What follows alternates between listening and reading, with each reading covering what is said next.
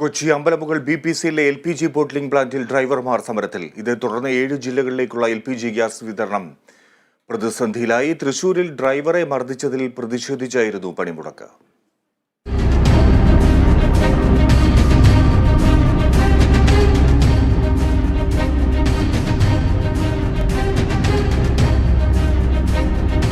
തൃശൂർ കൊടകരയിലെ സ്വകാര്യ ഏജൻസിയിൽ ലോഡ് ഇറക്കിയതുമായി ബന്ധപ്പെട്ട കൂലിത്തർക്കത്തെ തുടർന്ന് ഡ്രൈവറെ മർദ്ദിച്ചതിൽ പ്രതിഷേധിച്ചാണ് ഡ്രൈവർമാർ ഇന്ന് രാവിലെ മുതൽ പണിമുടക്ക് സമരം ആരംഭിച്ചത്. ഡ്രൈവർ ശ്രീകുമാറിനാണ് മർദ്ദനമേറ്റത്.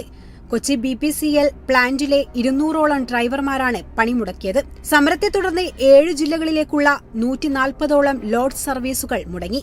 ഇതോടെ ഈ ജില്ലകളിലേക്കുള്ള LPG ഗ്യാസ് സിലിണ്ടറുകളുടെ വിതരണവും പ്രതിസന്ധിയിലായി. കഴിഞ്ഞ ദിവസം മർദ്ദനത്തിൽ പരിക്കേറ്റ ശ്രീകുമാറിനെ കൊച്ചിയിലെ സ്വകാര്യ ആശുപത്രിയിൽ പ്രവേശിപ്പിച്ചിരുന്നു. Kerala vision news, Kochi.